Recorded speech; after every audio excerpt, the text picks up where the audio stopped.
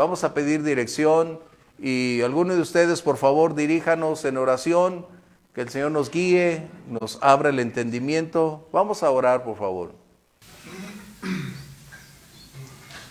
Padre, te damos gracias, Señor. Es una gran oportunidad estar aquí presentes y es un gran privilegio tener tu palabra que pueda ser expuesta con libertad, Señor, para que podamos aprender, Señor. Tu palabra nos acerca a ti.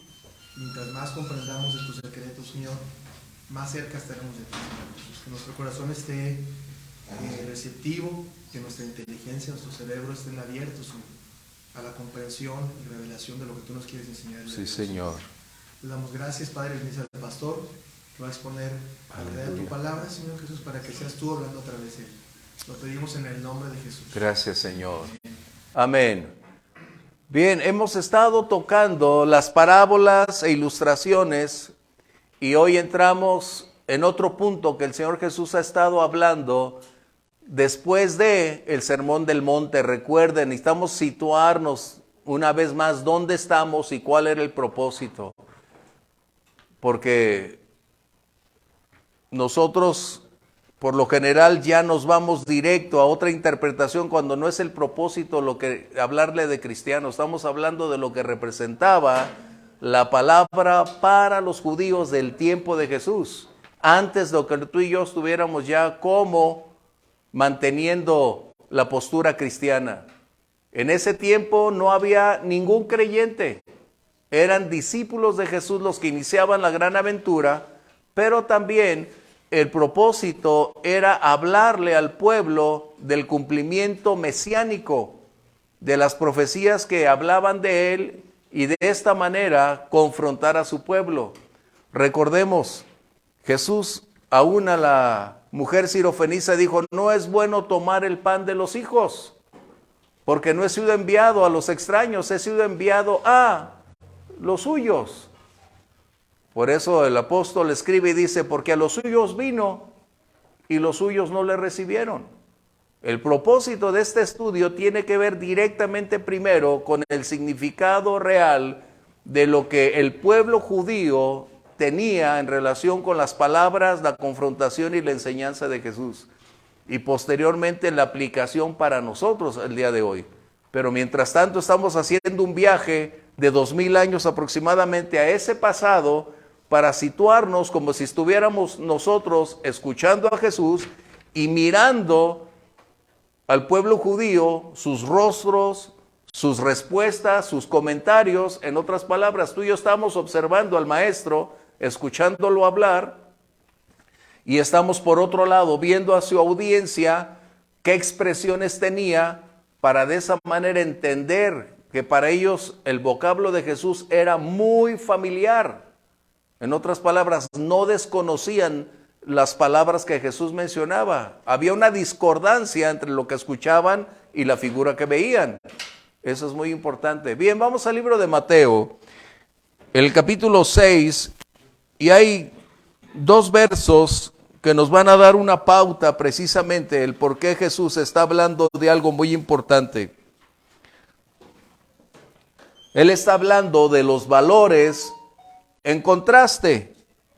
Verso 19 y 20 dice Jesús, no se hagan tesoros en la tierra, donde la polilla y el orín corrompen, y donde ladrones minan y hurtan, sino háganse tesoros en el cielo, donde ni la polilla ni el orín corrompen, y donde ladrones no minan ni hurtan. ¿Qué está sucediendo? Recordemos, Jesús ha venido hablando acerca de la luz, de la sal, términos demasiado familiares y conocidos para los judíos. Ahora el Señor está hablando acerca de un contraste de valores, de una condición distinta, pero que tiene que ver con una verdad espiritual que necesitan comprender los judíos, y lo hará a través de los medios visibles que cotidianamente para ellos son realidades. Jesús les estaba hablando a través de las circunstancias de su entorno cotidiano, relacionando lo natural para revelar una verdad espiritual. Los medios que Jesús utiliza o las ilustraciones que va a utilizar son un vehículo para trasladar a los oyentes de lo natural a lo espiritual, para abrir sus ojos naturales y propiciar que pudieran comprender la esfera espiritual en la que Jesús está hablándole a ellos.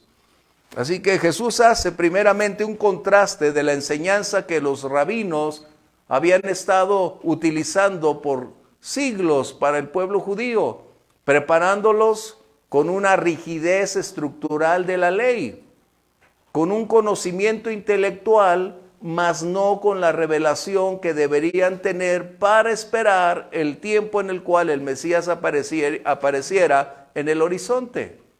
Y Jesús está ahora tocando en ese contraste lo que los discípulos deberían ser a través de lo que Él está enseñando. Recordemos, había hablado acerca de la sal, acerca de la luz, y ahora está tocando otro tema para mostrar que es muy distinta la ley de la gracia.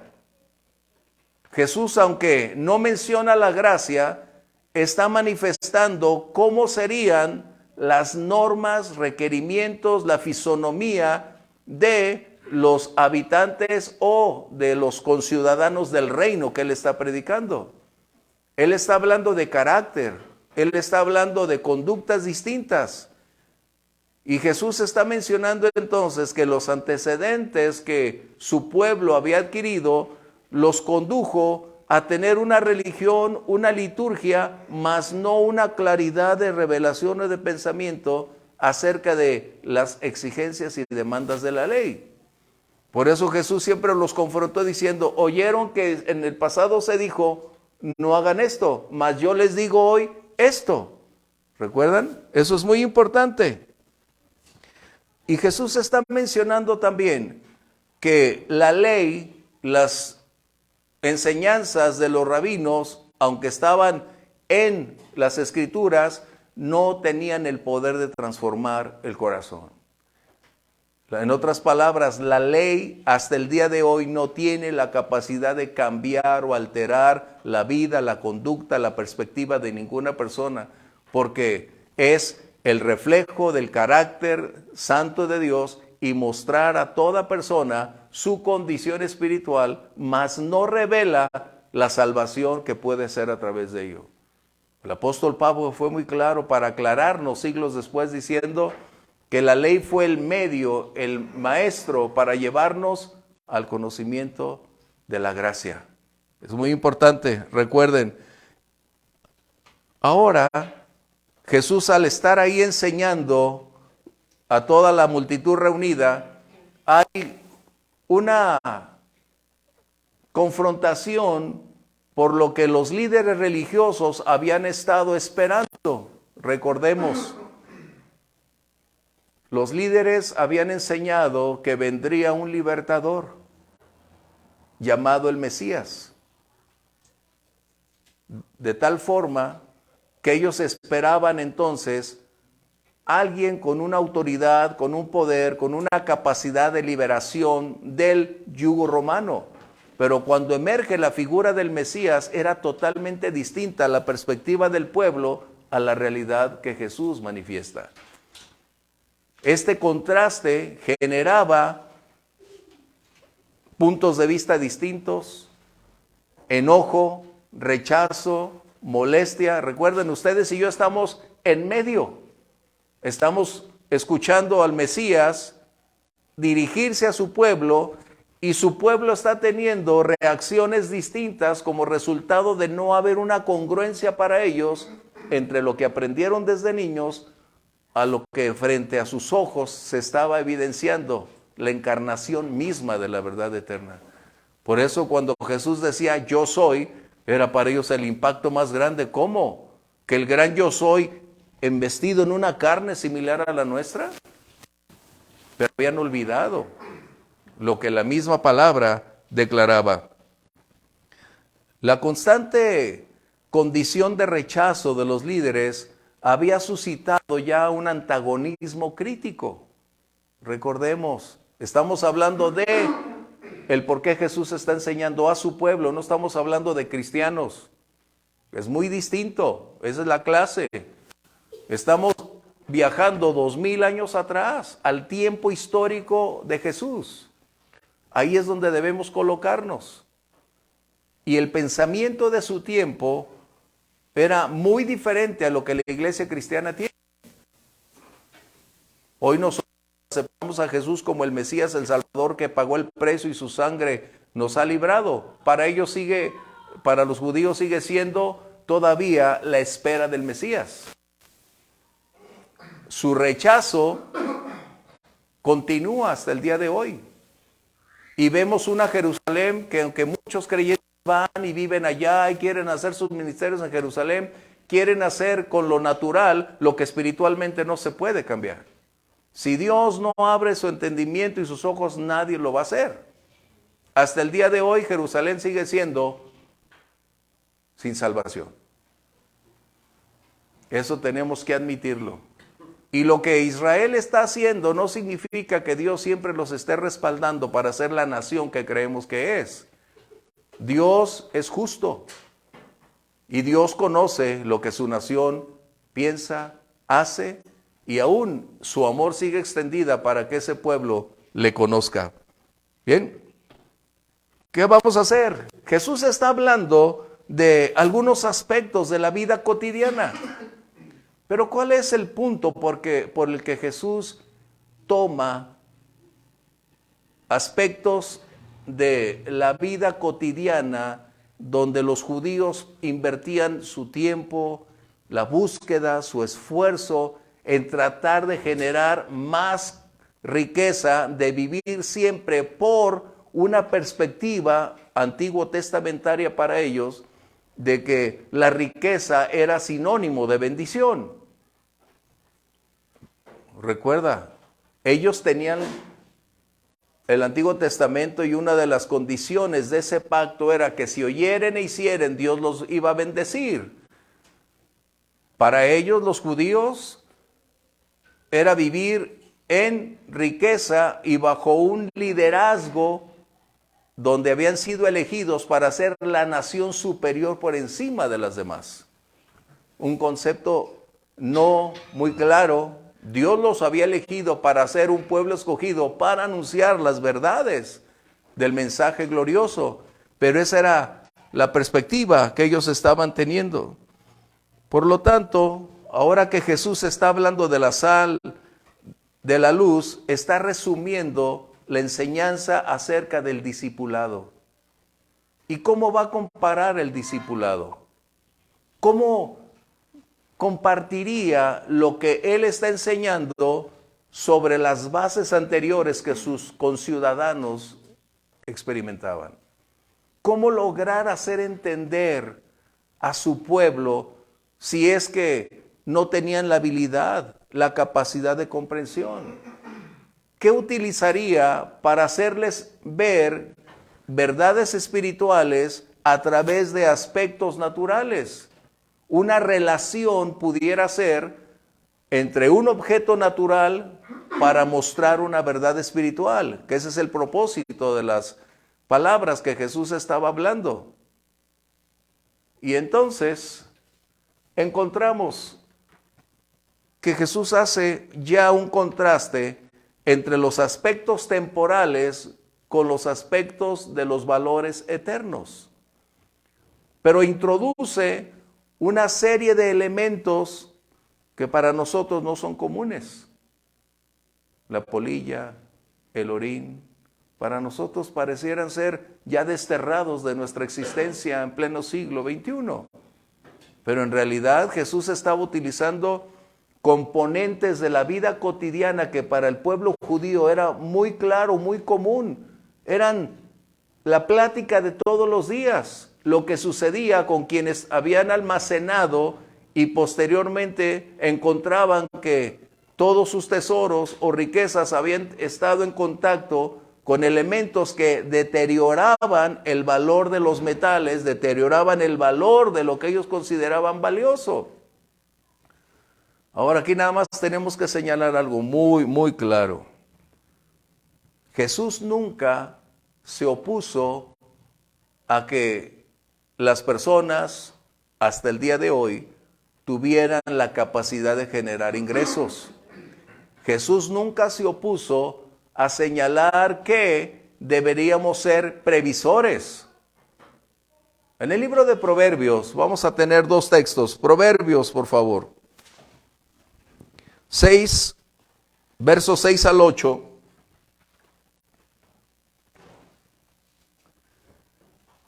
Y otro, primera de Timoteo 5, 8, por favor. Jesús está mostrando a sus discípulos que hay un contraste de inversión, de perspectiva, de lealtades, prioridades acerca del por qué y el cómo. Y les va a mostrar el dónde puede aplicarse. Esto es ilustrativo. ¿Por qué? Porque los valores que el pueblo judío estaba manteniendo de una manera constante era un relativismo materialista. Su propuesta siempre había estado en relación con una condición social, financiera elevada. El pueblo judío había considerado que la bendición de Dios se representaba a través de bienes materiales multiplicados. Era la razón que ellos consideraban que era la bendición de Dios. Pero Jesús establece que hay un cambio radical entre lo que habían sido o lo que habían recibido a lo largo de los años y lo que representaba ciertamente ser parte del reino de los cielos o del reino de Dios. Ahora, ¿por qué hacer esta observación? Porque hay un segmento dentro de la iglesia que se inclina por no tener una aspiración a un mundo mejor y a un estilo de vida mayor. Aún de limitar a su propia familia a no disfrutar de lo que Dios tiene y lo que Dios da. Vamos a leer Proverbios y nos vamos a dar cuenta de qué estamos hablando. 6 al 8. Ve a la hormiga, oh perezoso, mira sus caminos y sé sabio, la cual no teniendo capitán ni gobernador ni señor, prepara en el verano su comida y recoge en el tiempo de la siega su mantenimiento. Salomón había estado escribiendo acerca de observar la naturaleza y darse cuenta que Dios preparó aún a estas pequeñas hormiguitas para mostrar verdades que necesitábamos aprender.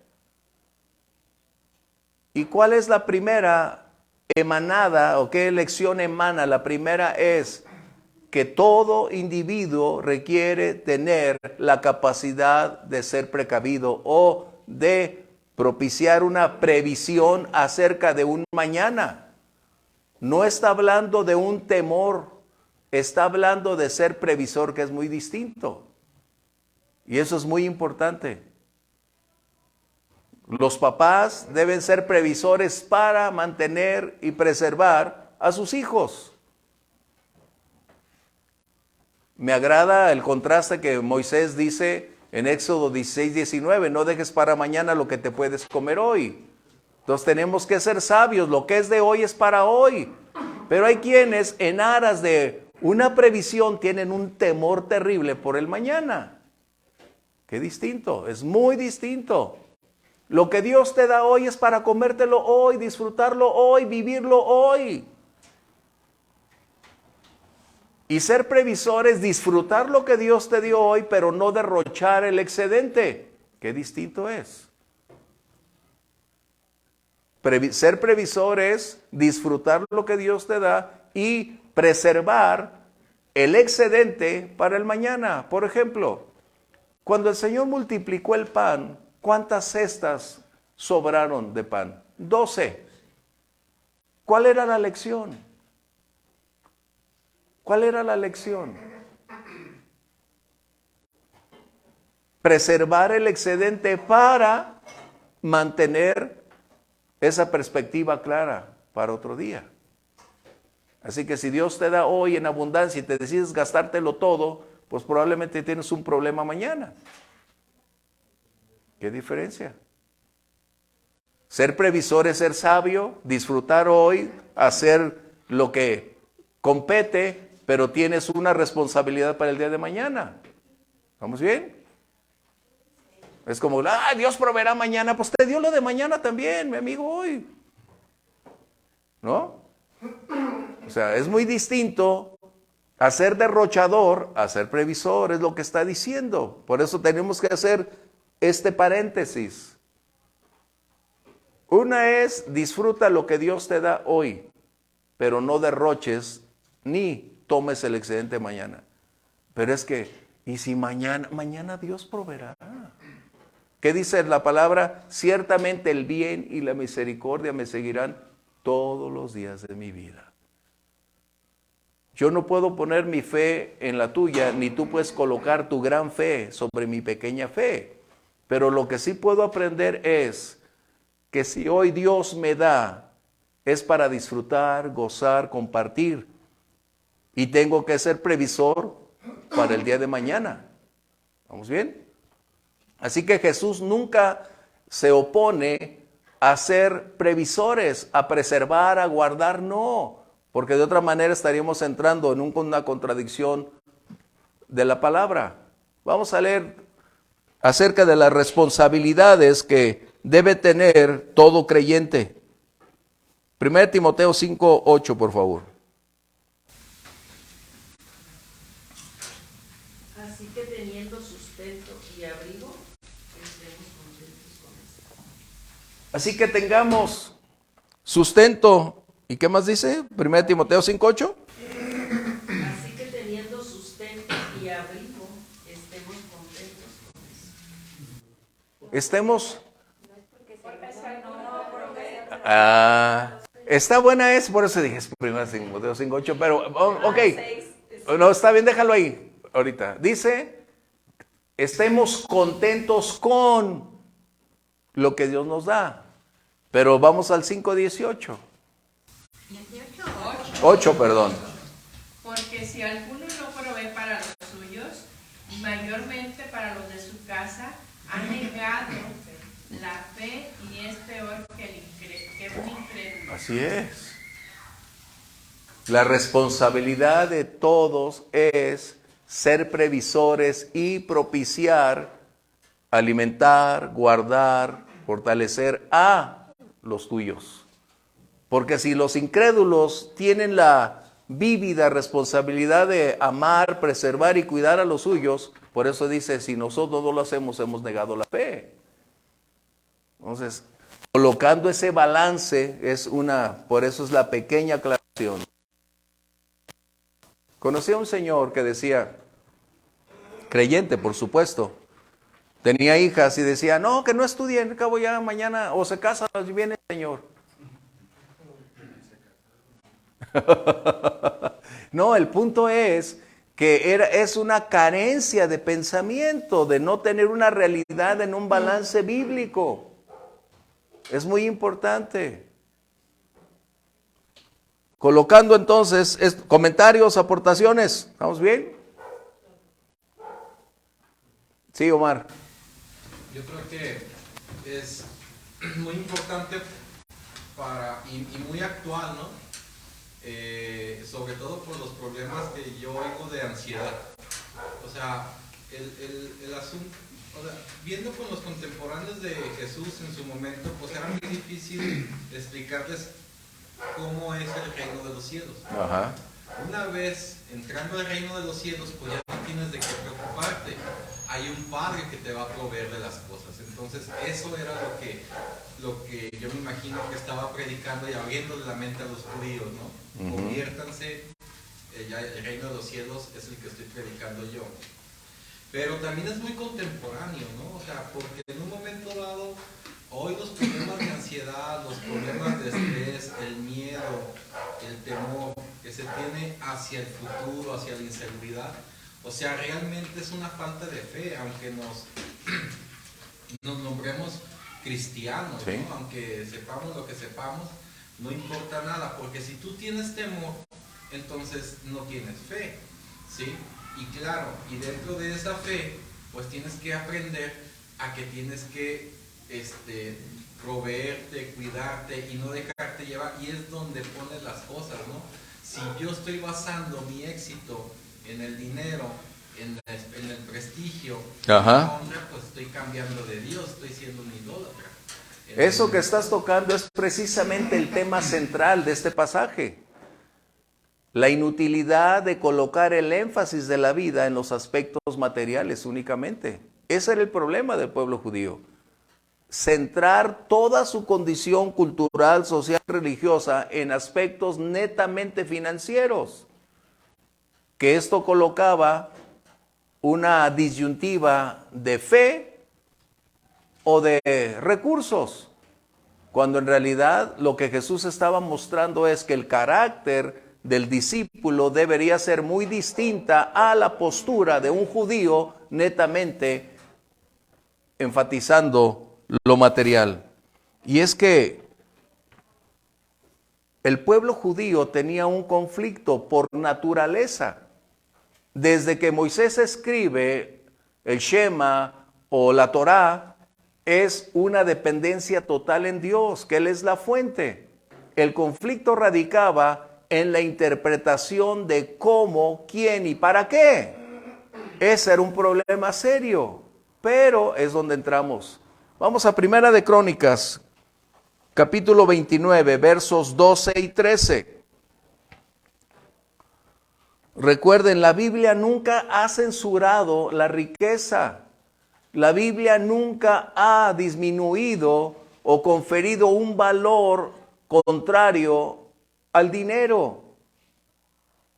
El dinero es un medio del cual nosotros o lo hacemos nuestro siervo o nos hará sus siervos.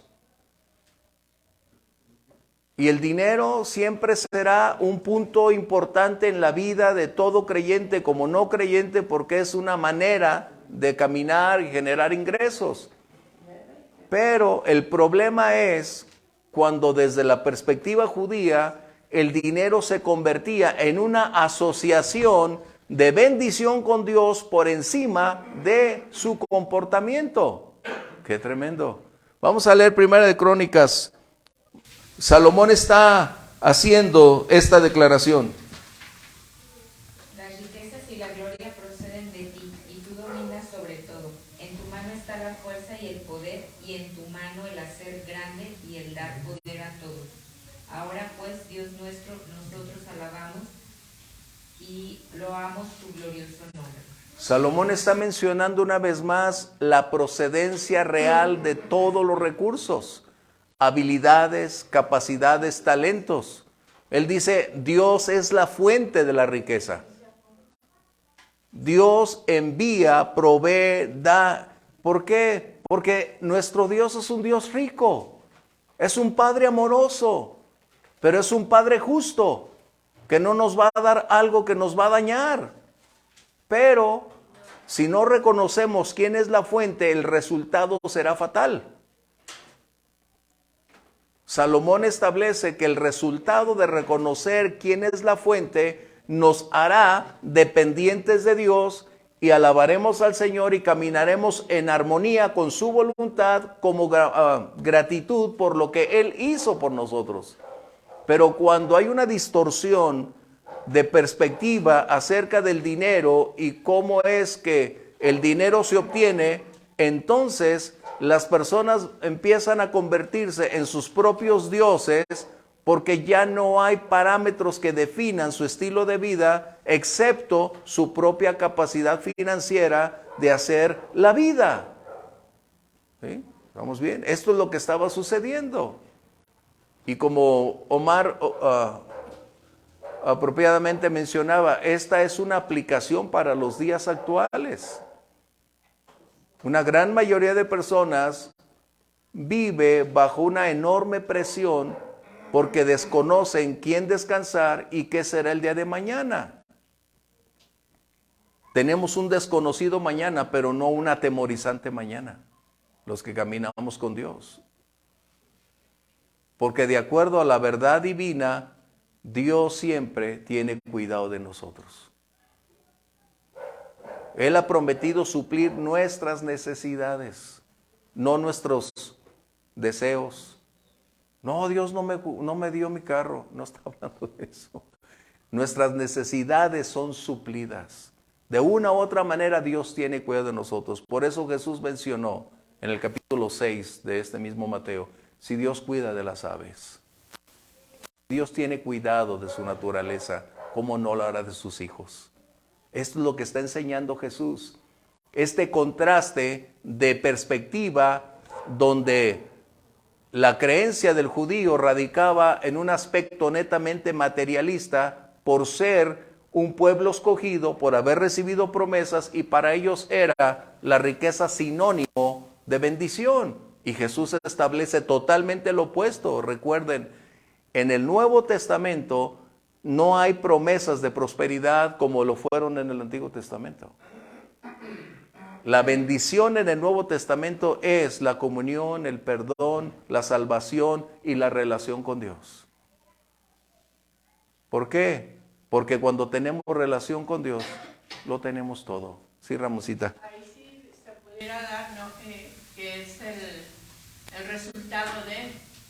Exacto. Porque la confianza, la fe, la certeza de que la riqueza va más allá de contar dinero o tener propiedades, sino Sí. la confianza en quién la tiene. Exactamente. Sí, Elvia. Que si entendemos esto y realmente aplicamos esa dependencia divina, nos va a tener que llevar al equilibrio de saber desprendernos, porque como hijos de Dios Ese es otro aspecto. desprendernos, porque ese dinero no es de nosotros, Ujú. ¿no? O sea, desprendernos, pero también a limitarnos, porque ese dinero no es de nosotros. O sea, cuando realmente hay dependencia divina, si Dios te dice dale, híjole, pero no tengo yo para pagar, pero sabes que Dios te dice dale, lo vas a hacer. Y es en ese momento tú tienes y dices voy a gastar, pero Dios te dice no lo vas a hacer. Y la otra que te va a llevar a esforzarte a trabajar más y mejor en tu trabajo sin dejar lo que es de Él, porque entiendes que estás cumpliendo el propósito de Dios.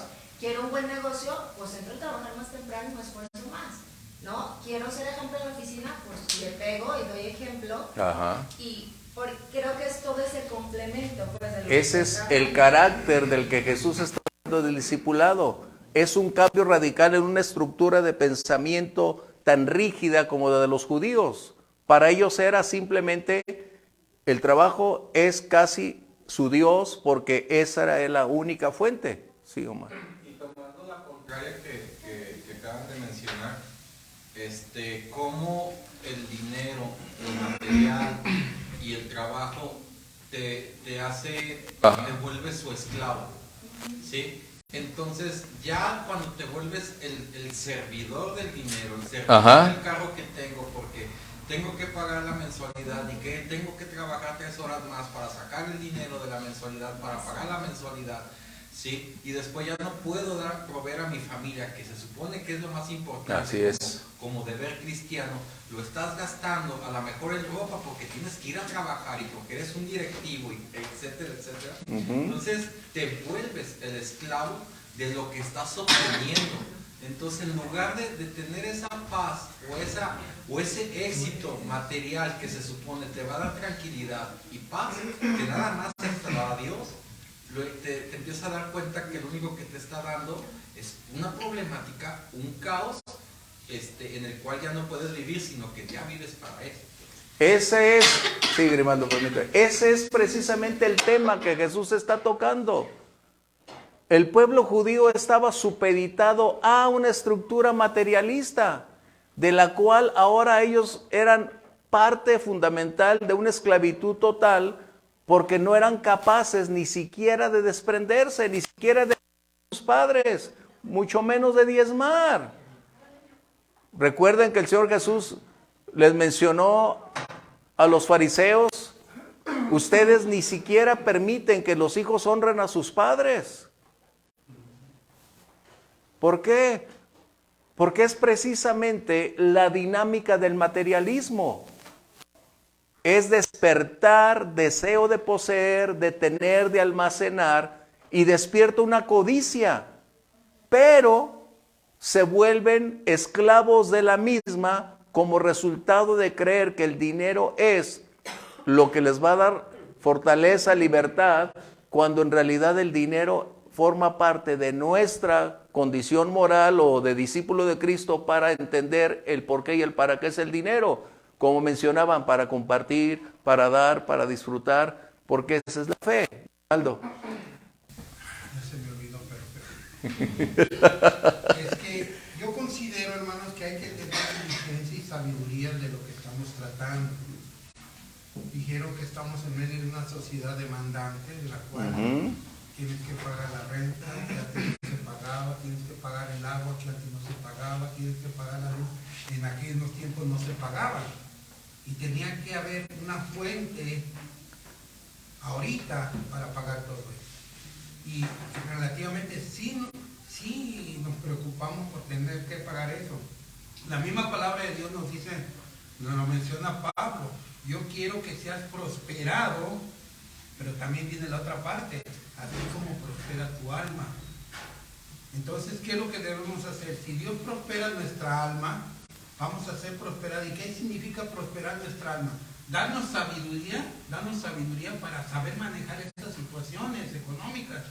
Y no nomás esa, pero en este tema de lo económico, del dinero, Dios nos va a dar sabiduría y no dejarnos llevar, como decimos, que el dinero nos va a guiar, el dinero nos va a tumbar el pensamiento, aún el sueño, cuando hay un compromiso grande que cumplir y se acerca el plazo y de dónde. El dinero siempre tiene esa condición. Eso, porque acuérdate que aún Jesús dijo, dad al César lo que es de César. Siempre ha habido impuestos que pagar, siempre el gobierno ha querido vivir del pueblo, entonces creo que siempre ha habido lo mismo. Igual porque cuando quisieron rey, acuérdate que les dijo, y les va a pedir esto de sus hijos, y les va a pedir de sus cosechas, y les va a pedir...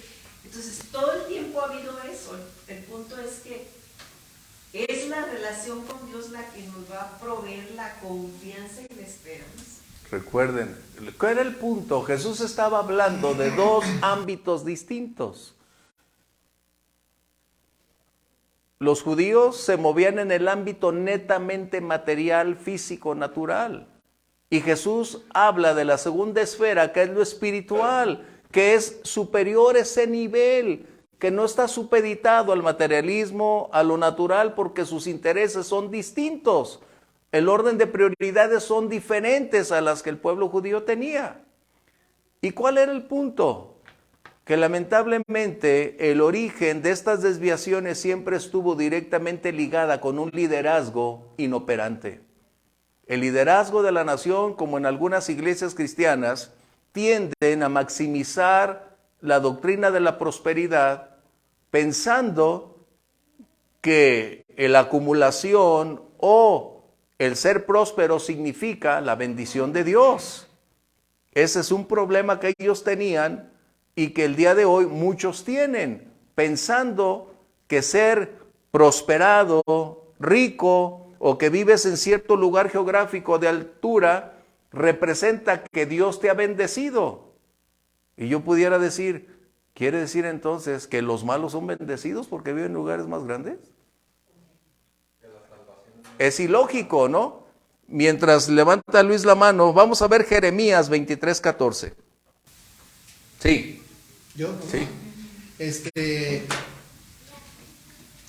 Hoy en día, por ejemplo, los judíos son muy prósperos. Y luego de repente tendemos a asociarlo con el hecho de que es el pueblo de Dios y eso. Pero muy probablemente es porque continúan con su desorden de prioridades. Ese es el punto. Y entonces entran en un esquema en donde también el enemigo prospera. O sea, nada más viene de Dios. Pero sus prioridades están volteadas, están enfocadas en lo material. Y sí, son prósperos porque venían desde antes con ese tipo de... Recuerden, Dios hizo un pacto con ellos. Y ese pacto es bendición. Pero la bendición no significa que Dios esté de acuerdo con lo que ellos hacen. Es muy distinto, sí. Es que ahí voy al versículo que dice que la bendición de Dios es la que enriquece. Así y no es. añade tristeza. ¿No? Porque estás cumpliendo en obediencia, que la obediencia implica tu fe, y sabes Un ejemplo muy claro, y nos puede pasar a todos los hombres como es costumbre. Hoy no voy a la iglesia porque salí muy cansada de trabajar, pero ¿quién te da el trabajo? ¿Quién te da la sabiduría para hacer las riquezas? La otra, no voy a levantarme temprano a trabajar porque salí a entrar a la iglesia. No, dice la palabra es que te levantes de madrugada, ¿no? O sea, y es ahí donde cuando estamos caminando con Dios, hacemos el equilibrio. Y la riqueza no me trae la amargura de no vi a mis hijos, no disfruté la familia, no fui a la iglesia y nada más. Esa es la madurez de lo que él está hablando de las dos esferas en contraste para mostrar lo que es un genuino discípulo. ¿Sí, Omar? Es que la prioridad de nosotros es que encontramos la salvación. O sea, que ese es lo que nos debería de mover en un momento dado para sentir esa paz en el día a día. Ajá. Ya si acumulas, qué bueno. Si te cae un negocio, excelente. Si no te cae un negocio, excelente. Gracias. Si hoy puedes ir a trabajar, excelente. Y si no tuviste trabajo, excelente. ¿Por qué? Porque ya ganaste la salvación, que esa es la prioridad como ser humano o lo que te tiene que causar. ¿Qué diferencia lo que estamos hablando a lo que pensaba el pueblo judío? Eso es lo que estamos hablando. Jesús vino precisamente a aclarar todas esas condiciones que hoy nosotros estamos percibiendo. Pero para el mundo de los judíos del tiempo de Jesús no existían estas posibilidades. Su mentalidad estaba centrada sobre y únicamente en aspectos financieros. Vamos a leer Jeremías y nos vamos a dar cuenta que a lo largo de todo el Antiguo Testamento, una de las constantes queja del Señor fue esta. Jeremías 23:14, por favor. Dice, y en los profetas de Jerusalén he visto torpezas, cometían adulterios y andaban en mentiras, y fortalecían las manos de los malos para que ninguno se convirtiese de su maldad. Pero fueron todos ellos como Sodoma y sus moradores como Gomorra. El liderazgo tenía una dudosa reputación o una ética tergiversada. Ellos, conociendo la verdad de que el pueblo debería arrepentirse y caminar con el Señor, estaban incitando a un comportamiento opuesto porque los intereses financieros determinaban su estructura de enseñanza. En otras palabras, fortaleciendo las manos de los malos para que siguieran accionando en sus perversos caminos, mientras y siempre y cuando trajeran su dinero al templo, y de esta manera los líderes decían, todo está bien, vamos adelante. Qué tremendo. Y este es un problema para muchos pastores el día de hoy, déjame decirte. Es importante que el liderazgo siempre predique la verdad.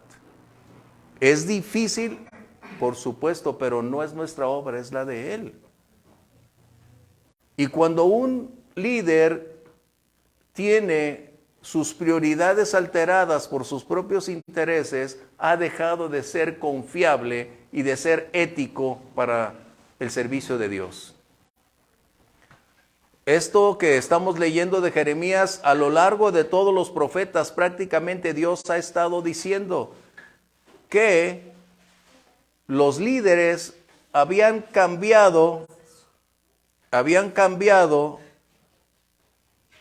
la enseñanza para pervertir el derecho como resultado de incentivar una estructura social financiera sólida a su alrededor en vez de ser espiritual. Recuerden lo que estamos hablando, que es lo que estaba sucediendo con los conciudadanos de Jesús en su tiempo y momento. Reitero, tú y yo estamos en medio escuchando las palabras de Jesús y viendo las reacciones de su pueblo, diciendo, ¿cómo? ¿Este qué? ¿Nos va a despojar de lo que es nuestro? Abraham era rico. Todos los profetas, todos los padres fueron ricos. ¿Cómo vamos a vivir en la pobreza? Ellos no tenían la habilidad de ser desprendidos. Aún eran usureros. Prestaban con usura. ¡Qué tremendo! Recuerden, este es el entorno judío. Así que Jesús les está hablando de una postura diametralmente opuesta. Estamos hablando del discipulado, recuerden, estábamos hablando de lo que representaba conocer al Mesías y seguirle. Por eso la oposición era sistemáticamente hostil, porque cada vez que Jesús estaba enseñando era una postura opuesta. ¿Cómo que me pides que sea humilde? Si yo fui elegido para gobernar, para ser el número uno. O sea, percátate, era lo que había ahí: egoísmo, una autoexaltación del narcisismo nacional o personal. Era una postura incongruente, pero era la enseñanza que habían estado recibiendo por siglos. Sí, Omar. Los saduceos estaban con Herodes, ¿no? O eran los del templo, y los fariseos eran los que, la línea, y los escribas eran las interpretaciones, ¿no? Sí. Entonces, todo ese tipo de cosas, pues claro que en un momento dado le tenían rencor a Jesús, ¿no? En un momento dado, que no predicara eso, porque yo me imagino que el pueblo a lo mejor decía, es conveniente esto que está enseñando Jesús. Porque ¿Cuál era el punto? Lo que estás diciendo, ¿cuál era el punto que Pilato llegó a una conclusión? Cuando fue acusado Jesús y fue llevado ante él, la conclusión a la que Pilato llegó, además de no tener la capacidad de decidir que Jesús era inocente, él llegó a la conclusión de que por envidia lo habían entregado, porque no había un balance entre lo que Jesús es o decía con las acusaciones, cuando Pilato está dándose cuenta de la superioridad en todos los aspectos que Jesús, como persona, como Señor, como Dios, como Maestro, enseñó. Ese era el punto. Recuerdan una escritura que dice, porque les enseñaba como teniendo autoridad. Y no hablando de poder, de imposición, está hablando de conocimiento, de amplitud, de revelación. Es lo que está diciendo ese texto. Él tenía como un doctor en alguna materia. Primero es licenciado, tienes una maestría y después tienes un doctorado, que es lo que está diciendo. Jesús, la misma verdad eterna encarnada. Por eso sabía y hablaba con autoridad, porque Él es la verdad. Él es el origen de todas las cosas. ¿Sí? Así que entonces está enseñando Jesús a través de estas ilustraciones la diferencia entre los discípulos de los rabinos o los discípulos del reino. ¿Y cómo hacer entonces que su pueblo, que era netamente materialista, cesara de ver por un instante el signo de euros o de pesos o de dólares para enfocarse en lo espiritual? Y Jesús utiliza entonces medios que el pueblo conocía. Por ejemplo, ¿cuál era la riqueza en ese momento que el pueblo ostentaba? Mínimo había 3 fuentes. La gran mayoría de personas de alto nivel o de alto rango tenían vestidos de lino, con joyas incrustadas. Eran ropas costosísimas traídas de lejos. Tenían metales preciosos, tenían gemas, que hasta el día de hoy en Nueva York la gran mayoría de judíos tiene acaparado el mercado de los diamantes. Déjame decirte, son expertos en diamantes. También el almacenamiento financiero que generaban sus ventas, sus negocios. ¿Cómo Jesús entonces ilustraría que su conducta, no está hablando del dinero, recordemos, sino su postura, su actitud hacia el dinero, y cómo pretender defender una postura creyendo que la prosperidad era sinónimo del respaldo y de la bendición de Dios? Jesús tuvo que utilizar algo. ¿Y cómo lo hace? Permíteme leer entonces lo que habíamos empezado. No se hagan tesoros en la tierra, donde la polilla y el orín corrompen, y donde ladrones minan y hurtan.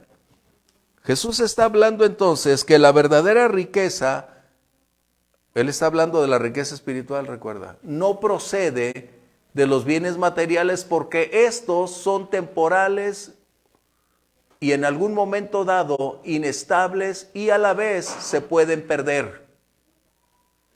Por ejemplo, la polilla, lo que tú y yo conocemos como una pequeña palomita o un insecto que tiene un alto grado de hambre, esto significaba para el pueblo de Jesús en su tiempo un elemento degradador, es decir, una capacidad silenciosa con un poder enorme para deshacer lo que había.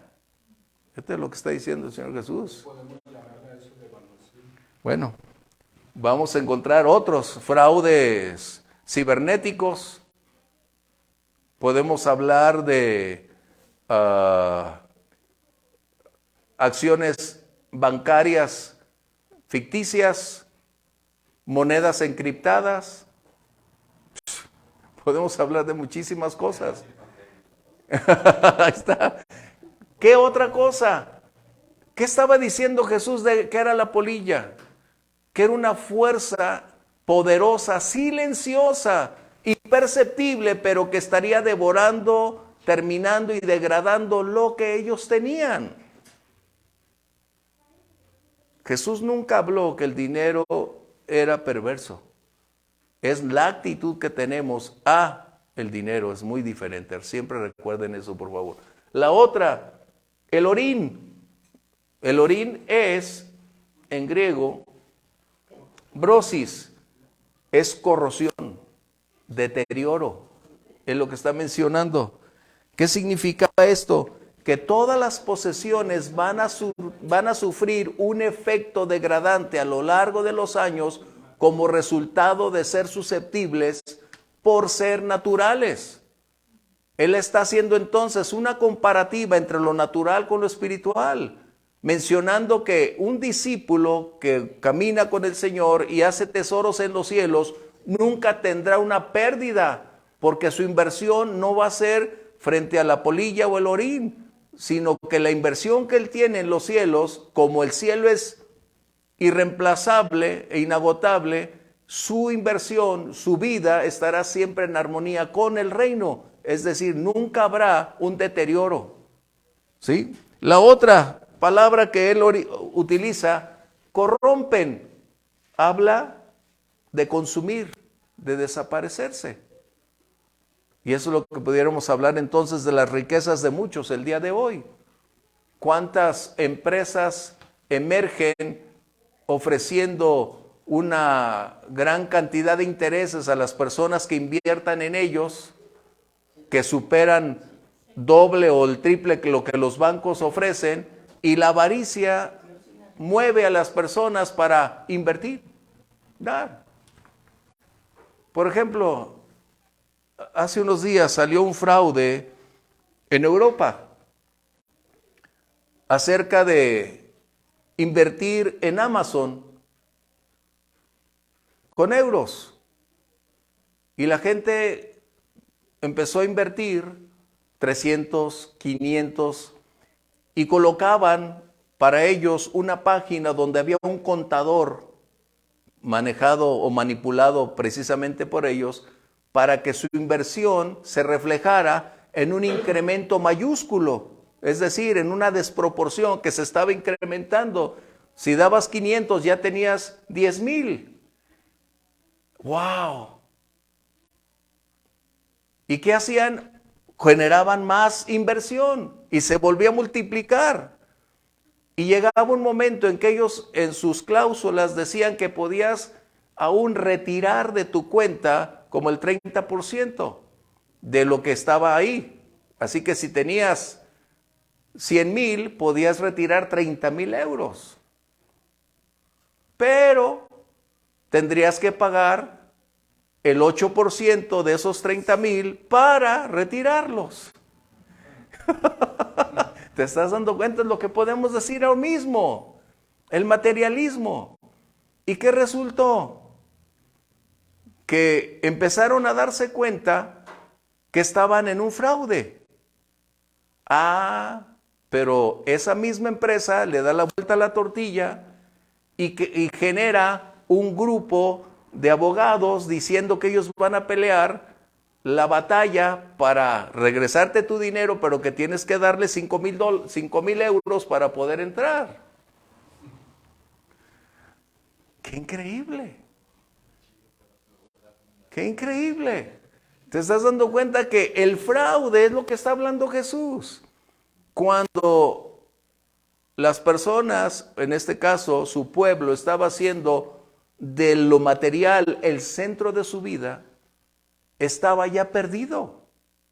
Porque ahora su Dios era el dinero y no el gran yo soy. Ya las normas del reino para ellos no eran realidades. Ahora sus expectativas sería más, más y más. ¡Qué tremendo!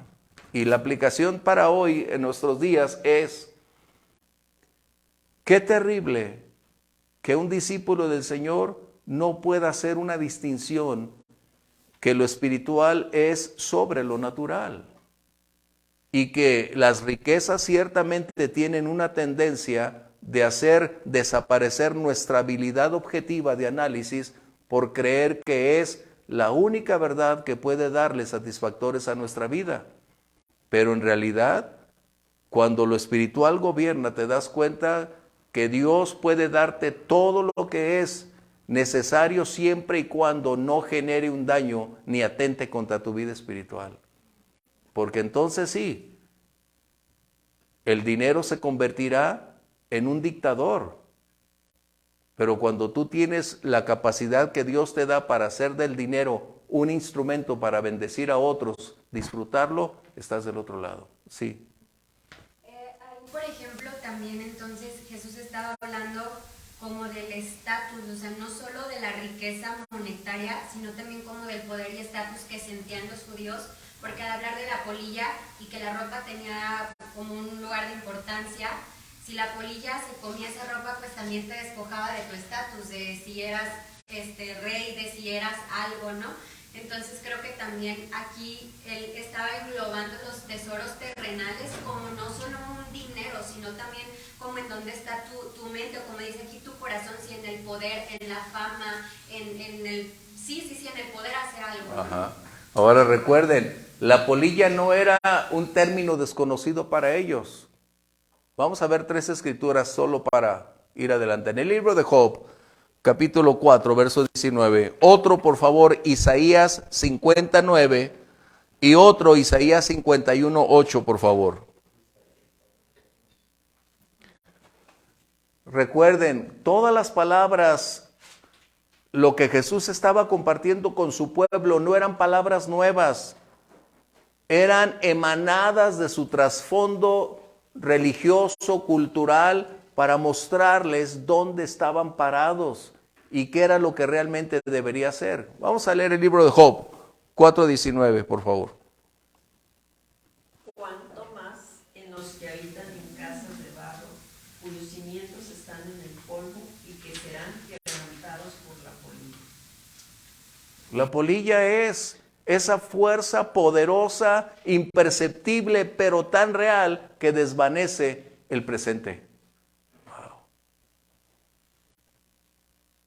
Como esos que invirtieron sus euros, los que encriptaron monedas, se les fue.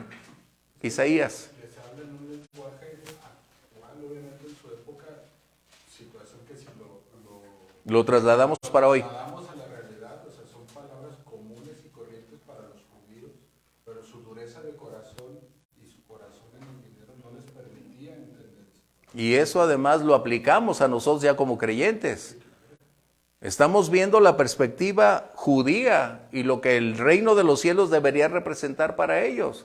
Hoy nosotros, 2000 años después, nos damos cuenta de todo lo que estamos comentando y cómo aplicarlo a nuestra vida el día de hoy. Pero lo podemos ver de una manera distinta porque tenemos algo que ellos todavía no tenían en esa época, que era el Espíritu Santo. Así es, no había revelación. La revelación del Espíritu Santo para poder entender las palabras que Jesús les estaba llevando. O sea, era la transición de la ley a la gracia y era esa parte en donde apenas estaban queriendo entender esa situación. O sea, no es Sí, digo, era obvio. Eran duros. Pero esa parte de no tener el Espíritu Santo y la revelación para comprender las palabras de lo que Jesús les estaba Aunque deberían, porque la palabra alumbra. Eso iba, pero... La palabra alumbra. Porque el Espíritu Santo te impacta cuando tú tienes disposición para escuchar la palabra. Acuérdate que Jesucristo era la palabra viviente. O sea, al final el Espíritu Santo no viene porque leemos la Biblia, sino porque tenemos esa obediencia y escudriñar la palabra. El Espíritu bien nos revela, pero no es como que viene y nada más nos impacta, es nuestra búsqueda. ¿Recuerdan lo que dice el Salmo 119? La exposición de tus palabras alumbra, hace sabio al sencillo. Dice, qué tremendo, ¿no? Pero siempre, sí, Omar.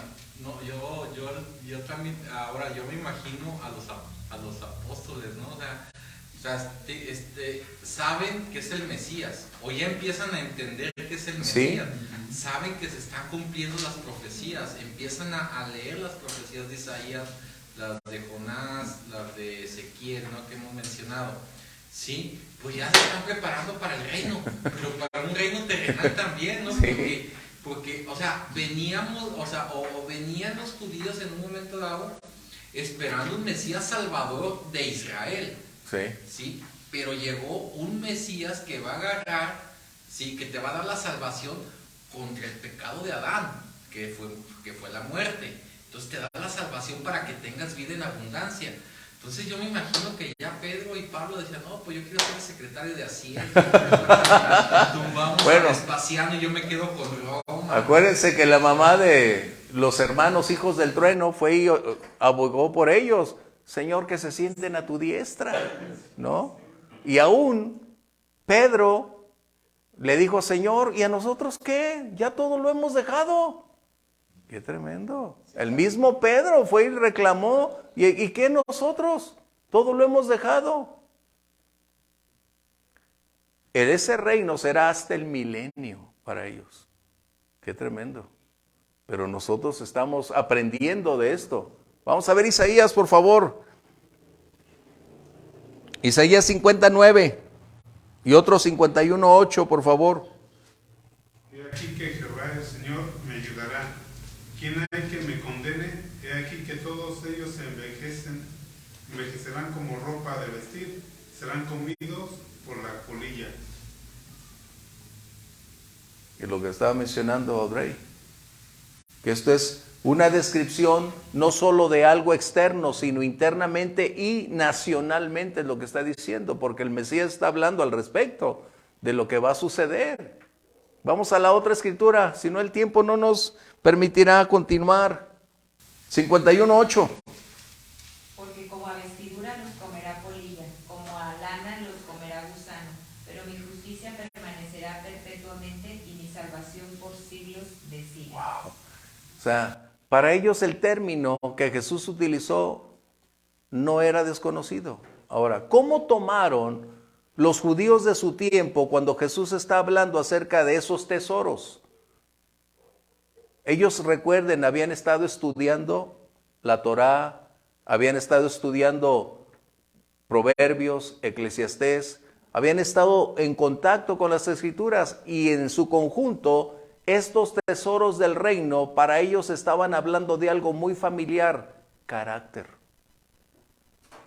Para los judíos era muy claro que estaba hablando de carácter, porque esos valores es el desarrollo constante de cómo establecer su relación y caminar dentro de la voluntad de Dios. O sea que para ellos lo que Jesús estaba hablando no era algo ajeno, desconocido, era muy claro, muy transparente. Esa es la razón por la que Él está hablando. Por eso es que Jesús utiliza estas ilustraciones por el efecto que causaría para revelar el contenido de cómo un aspecto natural pudiera revelar una verdad espiritual.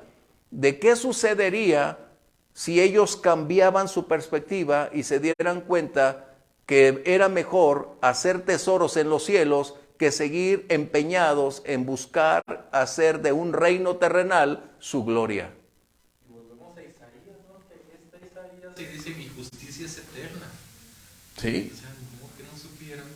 Así que, ¿qué está diciendo entonces? Que los valores son susceptibles de perderse, hablando de los valores materiales, financieros, que no tienen una estabilidad, que si las personas deciden continuar viviendo bajo el contexto de una seguridad financiera, están en un ámbito vulnerable, porque esas pueden desaparecer en cualquier instante. Y lo hemos visto a lo largo de los años. Empresas desaparecen, grandes riquezas se desvanecen, grandes inversiones que se hacen con la idea de que se van a multiplicar, resulta que quienes tenían el dinero en sus manos hicieron un fraude y se fueron con todo y todo. O sea, eso es lo que está diciendo. No está hablando en contra de la riqueza, recordemos, eso es por eso que tuvimos que hacer esta condición. Permíteme leer entonces, dice en el verso 20, háganse tesoros en el cielo, donde no hay polilla, no hay corrupción, donde los ladrones no minan ni hurtan. Jesús estaba hablando entonces de hacer una obediencia a la voluntad de Dios. Ahora, hablando de la voluntad de Dios, tenemos que ser muy amplios. La voluntad de Dios es ama, da, bendice, camina en los preceptos que conoces. Hacer la voluntad de Dios era el propósito, que es lo que tú y yo también el día de hoy deseamos hacer, la voluntad de Dios. Pero el pueblo judío hasta el día de hoy está empeñada en hacer su propuesta personal. Sí, Grimaldo. Me viene a la mente un versículo. Sí. Cuando el joven rico se acerca a Jesús. Ajá. Y se ha cumplido con todo, lo he llevado bien desde la niñez. Y parece que Jesús le pide todo lo que tiene, dalo a los pobres y sígueme. No entiendo por qué él le pidió que diera todo lo que tenía y lo diera a los pobres y lo siguiera. Entonces ahí como que hay algo que Jesús pide todo para seguir a Jesús hay que dejar todo aquello que nos ata el corazón. Más adelante lo que está leyendo dice, pues ¿dónde está vuestro corazón? Está vuestra riqueza. Y este joven rico parece que allí estaba su tesoro en la riqueza que tenía. Eso que estás mencionando es muy claro. ¿Por qué? Porque Jesús no estaba, en otras palabras, terminarlo. ¿Sí? Vamos a ver dos escrituras. Marcos 4, 18 y 19 y otro Lucas 8, 14. ¿A qué me refiero? Que la riqueza, mencionó Jesús, es una distracción, una tendencia hacia una desviación de seguir caminando con el Señor correctamente y puede ser un punto de eliminación. Hoy ustedes salieron a sembrar la semilla, a tocar puertas, a llevar la palabra, a comunicar la verdad.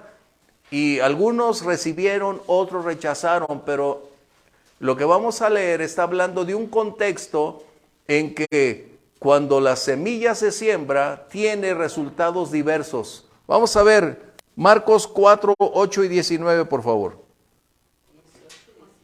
4, 18 y 19. Estos son los que fueron sembrados entre espinos, los que oyen la palabra, pero los afanes de este siglo y el engaño de las riquezas y las codicias de otras cosas entran y ahogan la palabra. Más fuerte, se hace por favor. infructuosa. Más fuerte porque si no, no se oye. ¿Sí? ¿Sí escuchó? Ok. ¿Qué está diciendo? Que las riquezas sin un fundamento espiritual se pueden convertir en una independencia de Dios. Es lo que está señalando Jesús. Recuerden, no está en contra del dinero. Lo que está mencionando es la ausencia de un discipulado apropiado caminando con Dios y no bajo la armonía de las condiciones materiales. Jesús está hablando en esta parábola del sembrador de quienes reciben la palabra, pero al no tener una fe, una gratitud, una obediencia al Señor, su búsqueda de lo material empieza a desfigurar la perspectiva espiritual de tal manera que ahora eso los va a inclinar a una independencia de Dios, no a una dependencia divina. Este es un conflicto. Por eso Jesús había mencionado que era muy difícil que un rico entrara al reino de los cielos. No imposible. ¿Por qué? Porque por lo general, en ese ámbito del tiempo, la riqueza representaba autoridad, poder, estatus, gobierno, comprar personas, comprar conciencias. Bueno, igual que hoy puede ser. ¿Sí? Lucas 8:14, por favor. Y con eso vamos a concluir. La que cayó entre espinos, estos son los que oyeron, pero yéndose son ahogados por los afanes y las riquezas y los placeres de la vida y no llevan fruto. Jesús está hablando entonces que un genuino discípulo debe aprender a vivir en el mundo con las condiciones del entorno, pero no con la perspectiva de la ley, sino en base a la gracia, a caminar con Él. ¿Por qué? Porque el Señor está hablando de priorizar nuestras acciones. Es decir, debemos tener la prioridad de elegir sabiamente y tener lealtades definidas. Lealtades que no tienen doble aspecto ni doble moral. Jesús está hablando que debe haber un discípulo comprometido. Es lo que está mencionando. Un creyente que camine de la mano de Él bajo el aspecto de ser bendecido, o si no es bendecido financieramente, gracias Señor porque tú estás conmigo. Pero ya no es tergiversar la bendición de Dios por hacerla únicamente financiera. El Evangelio es la bendición más grande que nosotros podemos tener, como mencionaban: salvación, libertad, perdón. Gracias, Señor.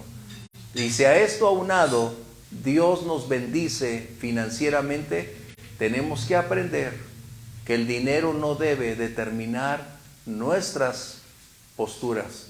Debe ser la verdad que conocemos y utilicemos el dinero para bendecir como Dios quiere que lo hagamos. Y podemos entonces empezar lo que Él dijo: si en lo poco eres fiel, en lo mucho te pondré. Si hoy 100 pesos me pueden perder, Dios se va a abstener de darme 100 pesos, ¿sabes? Porque para Dios es más importante que esté yo en sus manos a que me pierda. Pero si 100 pesos no me pierden, me va a probar con 200. Y si 200 resultan que por su gracia los administré sabiamente, va a venir 300. Esa es la bendición de Dios. Por eso es el punto, que debemos ser fieles administradores. ¿Okay? Pues, vamos concluyendo. Si no hay comentarios, vamos a orar. Y de los que están a través de las redes sociales, saludos, bendiciones. Adelante. ¿Podemos ser amos del dinero o podemos ser esclavos del dinero? Exactamente, Gloria. Y hay una frase que dice: no me des tanto para que me pierda, ni tampoco para que me desespere. Yo creo que es un equilibrio. Así siempre debe ser. Y recordemos, dice la palabra: el bien y la misericordia me seguirán todos los días de mi vida. Jesús nunca habló de prosperidad material, sino de calidad de vida. Pero también Él habló que tenemos un Padre amoroso que tiene cuidado de nosotros. Y vamos. Creemos que la calidad de vida es abundancia económica. Ay, gracias a Dios. Bien, algunos de ustedes diríjanos en oración, por favor. Ándale, Grimaldito. Bendito Dios, Dios y Padre, nuestro Señor Jesucristo. Sí, Señor. Una vez más, Padre Santo, te damos las gracias, Señor, por esta noche. Te damos las gracias, Señor, por la palabra Alabado expuesta, seas. Señor. Mira, bendito Dios, que hemos aprendido, Señor, a dirigir, Señor, nuestro corazón, nuestra mente. Sí, hacia ti, Señor, gracias. y no a las cosas que nos rodean. Amén. Ahora te ruego, Señor, que nos des sabiduría y entendimiento para saber administrar, Señor, lo mucho, lo poco que tenemos Sí, en Señor. nuestras manos. Y no dejarnos llevar, Señor, por el afán de querer conseguir más, Señor. Sí, Señor. Pero también te ruego, Señor, que mira que hemos adquirido compromisos. Sí, Señor. Tenemos que pagar deudas, Señor. Ayúdanos. Tenemos que pagar todo aquello que ocasiona vivir, Señor, en esta época, Señor. Pon, Señor, tú los medios, bendice el trabajo de mis hermanos Así que es. trabajan, Señor. Y dale sabiduría y entendimiento, Señor, para que puedan cumplir con esos compromisos y no sean avergonzados. Amén. Porque en ti confían, Así es. Señor. Sí es, En Señor. el nombre de tu amado Hijo, nuestro Señor Jesucristo, te doy las gracias. Muchas gracias, Señor. Amén. Bendiciones, estaremos en contacto.